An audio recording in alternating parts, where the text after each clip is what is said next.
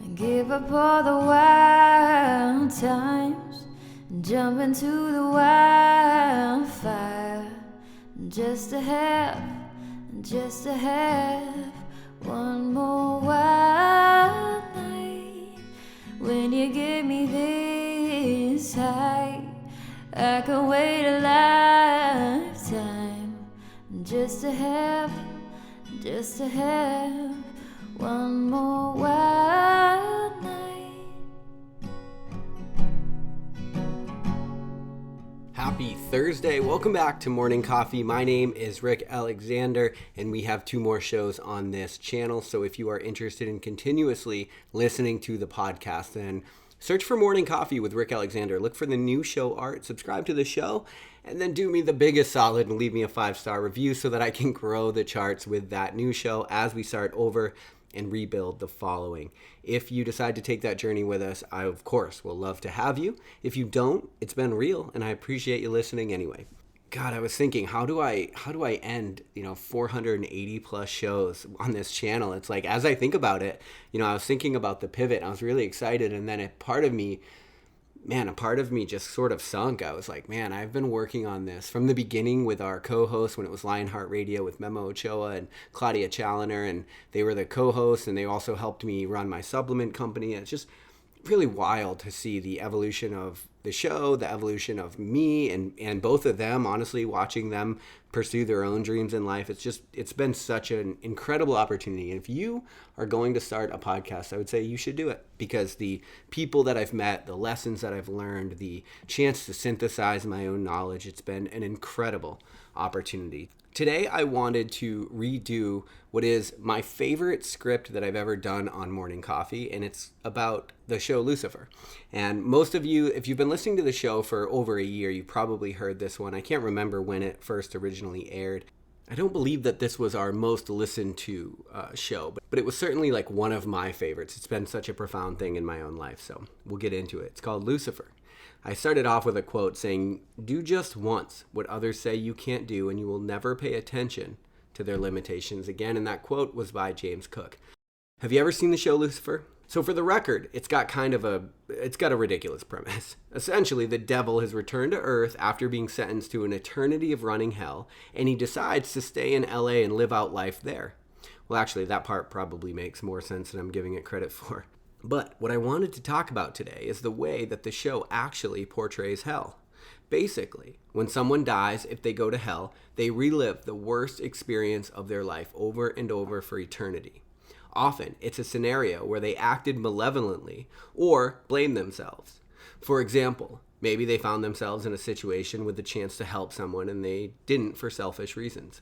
In one example, a professor found himself in a car accident, and him and a student were trapped in a burning car. Acting out of instinct, the professor grabbed his life's work and ran, leaving the kid who was trapped to die in the car. When that same professor dies and goes to hell later in the show, they show him reliving that exact scenario over and over on repeat. Sounds like hell to me. What's interesting is what the show alludes to over time. What you find out is that every person in hell has put themselves there by their own volition.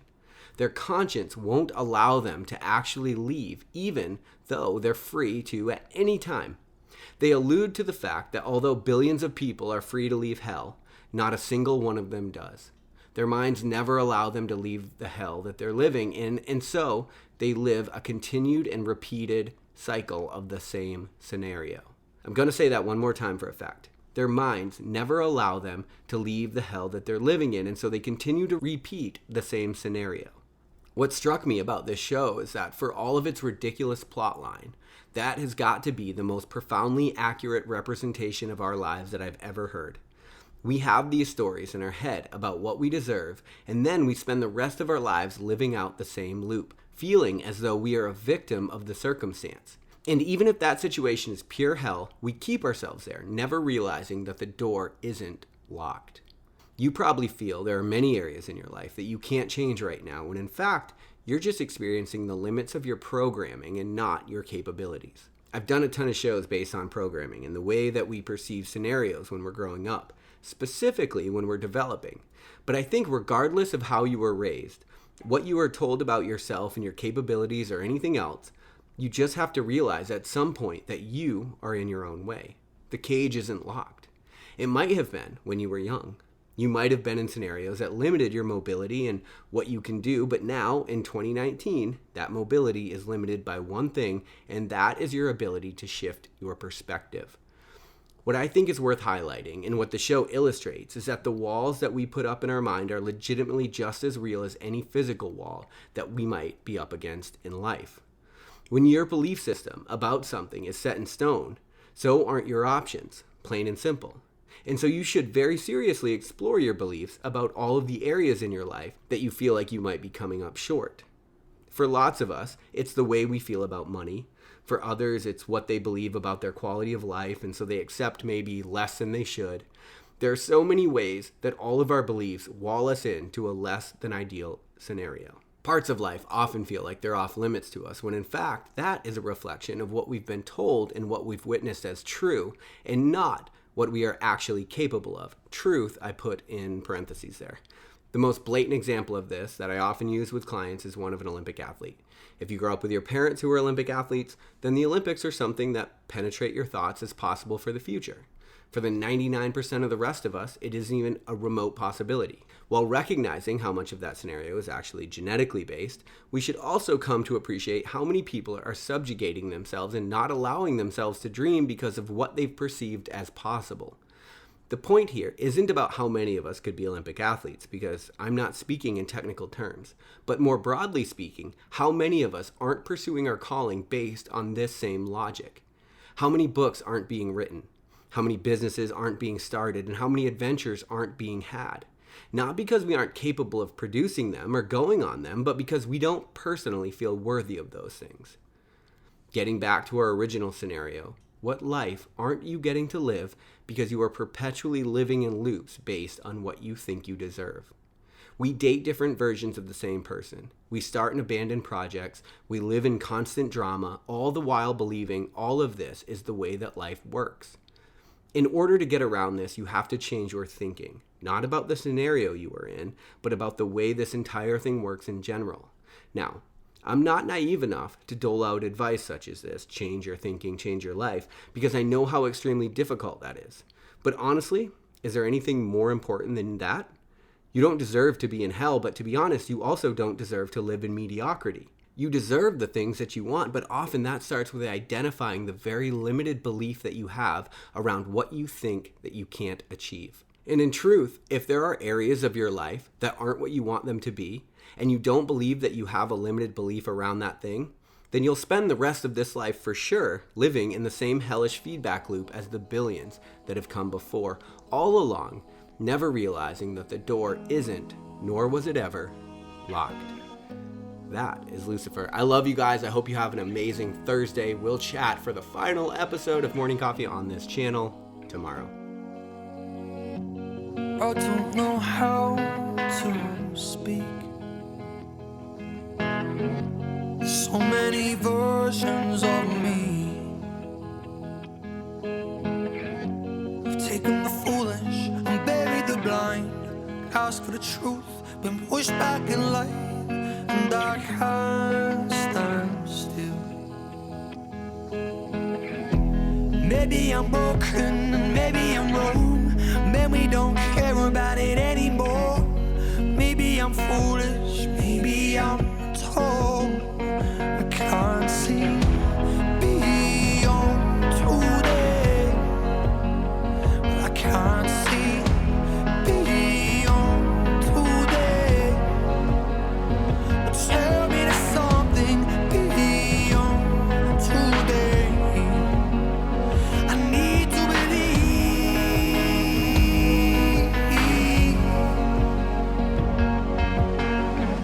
I try to give back, give up. And I'm losing forgiveness for what I've done. So act like you're weary, act like you're tough. Put up your walls and just pretend it's enough. But you can't stand still. Maybe I'm broken and maybe I'm wrong. Man, we don't cry about it anymore.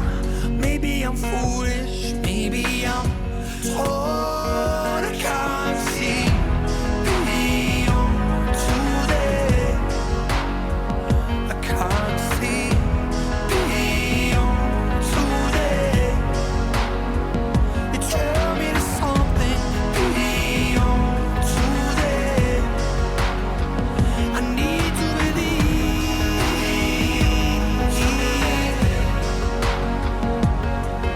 Yeah.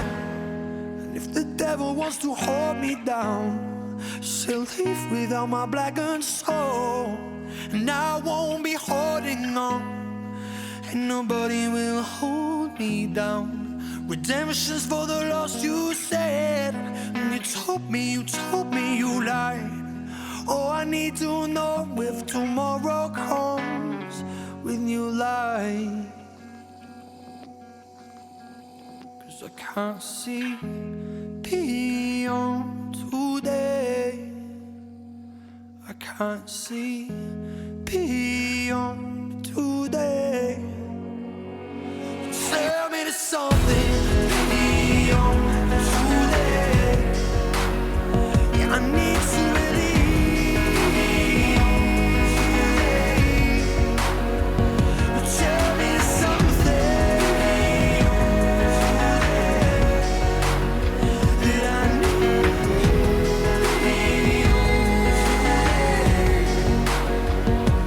to believe.